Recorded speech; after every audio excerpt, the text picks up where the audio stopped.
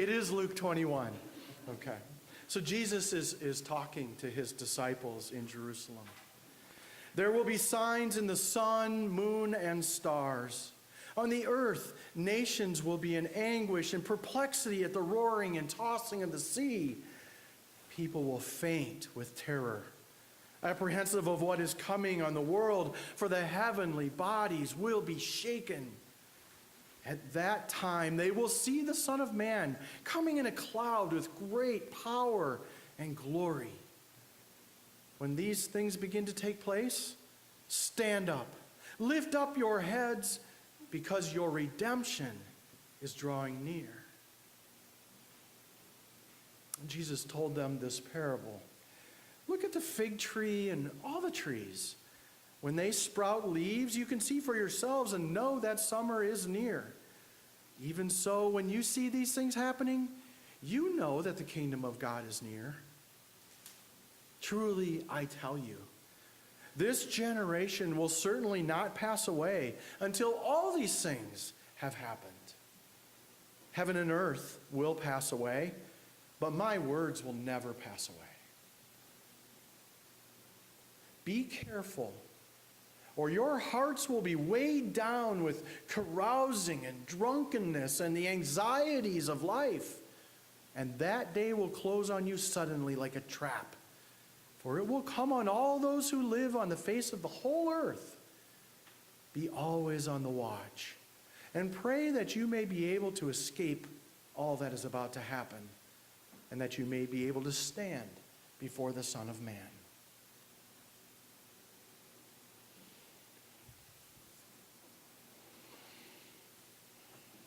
So this is Advent, and it's the beginning of our liturgical year in the church. And there's something very unique about this time that our church and our scriptures are inviting us to think about. And maybe this is too obvious, but New Year's, I think of that practice that a lot of people engage in around New Year's is making resolutions. How many of you have made New Year's resolutions in the past or do that regularly? Why do you do that? Somebody earlier said, so we can break them. My guess is, as I sit with that question of why do we make New Year's resolutions, is because we see some things in our lives that we want to change. I mean, when we test our reality, when we name what's going on in our lives, there's some things we're not satisfied with, we're not happy with, and we would like to change them. And so we determine to change a behavior in a certain way. And we want to make a good effort of that, and it comes out of naming our reality. And so our church is asking us through this Advent season to name our reality, to name who we are before our God and what it means to be a disciple of Jesus, so that we can open ourselves to the coming of the Christ into our lives as a community and as individuals. I was trying to name this reality that I've been hearing from people. It seems different to me this year. I mean, not only do we have the shroud of Daryl's dying and his absence in our community, but I'm listening to people, and does it seem to you like more people put more lights on their house and their yard earlier this year? Almost like there's some kind of subconscious effort to overcome some darkness, to overcome some sense of heaviness or a veil. I don't know. Is there a more powerful and palpable stream of fear permeating our culture and our environment this year? Are people lonelier and more isolated than ever? I mean, if you listen to people talking about what technology and what the handheld devices have done for us, they help us to feel connected, and yet we feel lonelier than ever. We're engaged in that. And the same talk shows will say, in spite of a booming economy, we are emotionally feeling more isolated and less secure than we did in the past. Financially and otherwise, less secure. Are you hearing people talk around the water coolers and at the coffee shops about the looming threats and the ominous weakening of our culture and our country? Are you among those people who find yourself just looking out at those threats that seem to be around us as soon as we wake up in the morning? If you are, then you are right in line with the people that Jeremiah and Luke were talking with in our scriptures today. So let's spend a little bit of time thinking about that reality, name that reality that our prophets were speaking into. Jeremiah, prophesying in like 587 BC, almost 600 years before Jesus. He is in the city of Jerusalem, the walled city of Jerusalem. And he and the people that are in the city are looking out upon the Babylonian army that has laid siege on them for a year now. And they are starving to death in the city. And the people are crying out, "We are doomed. Nebuchadnezzar is set upon destroying us. What are we supposed to do?" And King Zedekiah's response to them is, "Don't worry, Egypt is coming. Egypt will come and free us. I set up an alliance with them." And the people are looking at him and saying, "That's how we got in this place, was forming alliances with people who worship other gods. That's a form of idolatry, Zedekiah. That's unfaithfulness. You're our Messiah. You're our leader. You're our anointed one. We're doomed. And it's the end of the world as we know it." And the prophet Jeremiah looks at them and says, "You're right. It is the end of the world as you know it. Because our God, in response to our sinfulness, in response to our unfaithfulness, is set upon giving us over to the Babylonians. We will be captured. We will be taken away from our beloved homeland. We will be held in enslavement for generations." And the people look at him and say, "How is that good news? What do you mean our God is determined to give us over to the enemy?" And Jeremiah says, "For a while, we need to suffer. We have to go through a period of suffering in order to know the extent of our God's love, to be drawn back close to the heart of our God again. Because one of the things we know is that faith and trust in our God comes out of suffering. Give yourselves over to the suffering for a while, because the good news is our God, in that time, after we have suffered for a while, will bring to us a Messiah, an anointed one, a king, who will return us to Jerusalem, where Jerusalem will become secure and be safe, and we will prosper again, and we will become the light to the world that we were designed to be, that God desires us to be. God is determined to do it." And the people look at Jeremiah and they say, "Yeah, but how long will that take?" And Jeremiah says, "Wait. Wait on the Lord. Let go and let the Lord do what the Lord will do." It takes a tremendous amount of trust to give ourselves over to the Lord, especially when it might lead to suffering. But the other side of it is that we also can come to know faith and hope in God through tremendous love. And that's what Jesus is trying to talk to his disciples about, is the steadfast, loving presence of God in the midst of what looks like chaos and a decaying culture. See, Luke is living in Syria, outside of Israel, about 10 years after the destruction of the city of Jerusalem. And he's telling his disciples what Jesus had said to his followers as they looked out on the Roman army ready to take over the city. Destruction at hand. And they're doing it without Jesus, and they're asking, "How can we go forward?" And Jesus says, "Why are you so upset? Why are you so anxious? Why are you crying out? This is the end of the world as we know it. Don't you realize it's always the end of the world as you know it? The one thing that's for sure is change. But our God is doing something new. Can you see it? Can you sense it?" Your redemption is close at hand. How do I know? It's the same as the cycles of the seasons of the year. You look at the budding leaves and you say, summer's coming. You are surety in that. Have the same surety in our God, whose eternal pattern has been with us from the beginning of time, that life always comes out of death, that love always wins out over suffering. Your redemption is close at hand. And that was very powerful for them as they faced potential enslavement. What does redemption mean? When to say your redemption is close at hand, that's what we proclaim at Christmas. What does it mean to be redeemed by our God?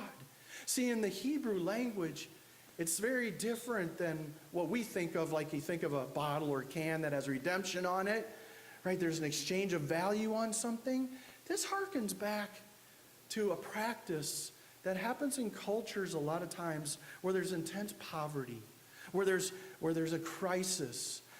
I've heard this related to families who went through the Great Depression or World War II, where some of the family members were actually sent to other households to give themselves in, if you will, indentured servitude, to live in that household, to help out, to be a member of that family. Why? So they could survive.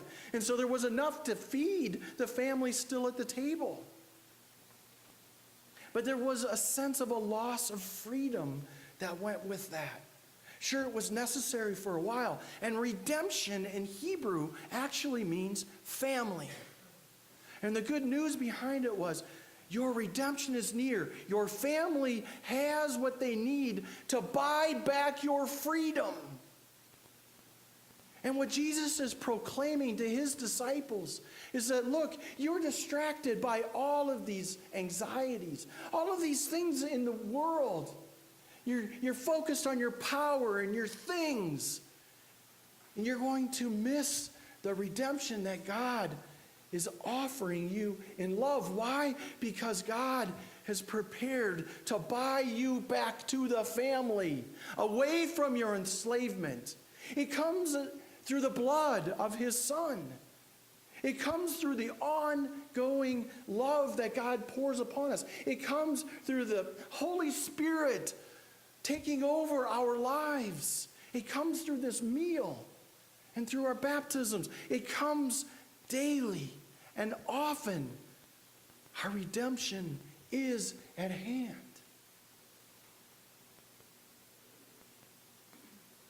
We are being asked at the beginning of this Advent to consider our reality. What is it that we are enslaved to? What is it that you are enslaved to? What anxieties? What fears? What insecurities are you enslaved by? What unsureties about the future keep you prisoner? This happens all the time and in every generation. And Jesus is asking us, inviting us, encouraging us to name our reality so we can choose to be different in it, to respond differently in it. Because God's love is being poured out on us. How are we receiving it? How are you responding to it? Because if you don't take the time during Advent to pause, if you allow yourselves to remain anxious and super busy and consumeristic and attracted to goods and other gods, you will miss the redemption at hand. Christmas will continue to be a meaningless holiday on the calendar that, it might be nice because we get together with people we like to eat and drink and laugh. But is it lasting? Is it the freeing to be our true selves that God desires for us? That's what we're invited to in this Advent time. Your redemption is close at hand. Are you creating a space for Christ to gift you with it? You know, I'm reading a book right now called The Book of Joy. And it's written by a journalist who spent a week of retreat with the Dalai Lama and Archbishop Desmond Tutu from South Africa, Nobel Peace Prize winner. The two of them are great friends. One Christian, one Buddhist. And they've learned to love each other immensely in the midst of their differences, lifting each other up in their spiritual journeys. And they spent a week together talking about joy. And the Dalai Lama had some comments about joy. And the reason why I bring it up is if you look up at our banner up here, joy is one of those gifts that we claim in this Advent season, that we're invited to ponder, to think about, to open ourselves up to. But the Dalai Lama says Americans, most often in his experience, equate joy with feelings of happiness resulting from fleeting sensual encounters with pleasurable things like food, sex, entertainment, or victory in competition. Both he and Archbishop Desmond argue that this is not true joy, the consuming of fleeting, pleasurable experiences. No, joy is a state of the mind that focuses on the relationships that are created by these experiences. And that it is focusing on those relationships and being in those relationships that is the foundation and the lasting gift of joy. And one of the things that they held up for us to think about is that they suggest that one of the strongest sources of joy is generosity. Even watching someone be generous creates a lasting sense of goodness within us. Science tells us that we are hardwired from our birth for cooperation and for generosity. Have you been told that? Has that been reinforced in you as a primary way to be in the world, to experience the joy of a human life, the fullness of life God intends for you? If not, hear it now. Know that that is a gift that is being offered you by our God, by the very way you are created to be joyful and generous. So what do you want from this Christmas? What do you want from God this Christmas? Do you want a sense of joy in having that relationship? If so, make the changes to allow God to gift you that. Know Christ is with you. And however you find yourself in this Advent time, please remember, as Jesus told us in that gospel story, to stand up, raise up your heads like free people, and breathe. Your God is always with you, and you are ready.